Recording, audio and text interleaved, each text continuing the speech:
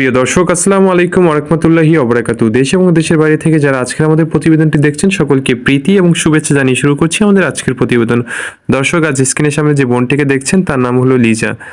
দর্শক, লিজারা হচ্ছে দুই বোন।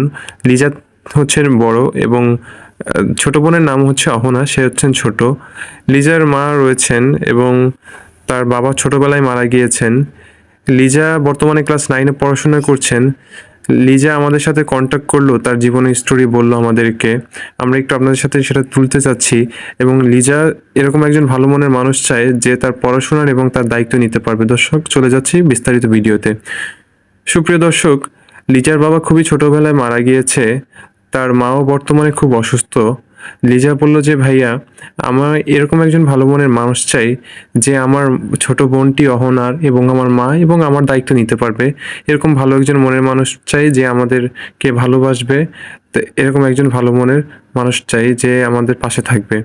দর্শক, লিজাকে বললাম যে আপনি কিসে পড়ছেন এবং আপনি এখন কেন বিয়ে করতে চাচ্ছেন এই বয়সে।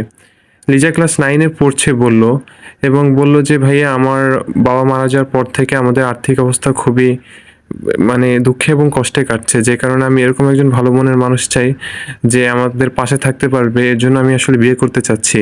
এবং আরও বলল যে ভাই, আমি পড়াশোনা করতে আমার অনেক ইচ্ছা, আমাকে যে পড়াশোনা করাবে আমি তাকেই বিয়ে করব। দর্শক, মূল কথাটা যেটা বুঝতে পারলাম, লিজা আমাদেরকে বারবার তার পড়াশোনার কথা বলছিল। লিজার পড়াশোনার প্রতি অত্যন্ত আগ্রহ আর কি, যেটা বোঝা গেল তার কথার দ্বারা। সো এরকম যদি কেউ থেকে থাকেন যে তার ছোট বোন অহনা এবং তার দায়িত্ব নিতে পারবেন, তাহলে অবশ্যই লিজার সাথে যোগাযোগ করবেন, লিজার সাথে কথা বলবেন এবং লিজার যেরকম চায় যদি ওরকম মনের মানুষ হতে পারেন, অবশ্যই লিজা তার সাথে সংসার করবে। এবং লিজাকে অবশ্যই সবসময় পড়াশোনায় সাপোর্ট করতে হবে, কারণ লিজা আমাদেরকে বারবার বলতেছিল ভাইয়া, আমি পড়াশোনা করতে চাই, এর জন্য আর কি আমি এখন বিয়ে করতে চাচ্ছি।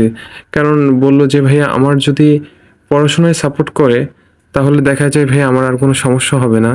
আমি পড়াশোনা করতে চাই এবং আমার মা এবং বোনের পাশে যে থাকবে, অহনা এবং তার মার পাশে যে থাকবে, এরকম মানুষকে সে বিবাহ করবে। দর্শক, আপনাদেরকে রিকোয়েস্ট রইলেও লিজার সাথে কন্ট্যাক্ট করবেন এবং কেউ আজে বাজে কথা বলবেন না এবং তার সাথে যতটুকু পারেন ভালোভাবে কথা বলবেন। আপনারা সবার কাছে এটি রিকোয়েস্ট রইল।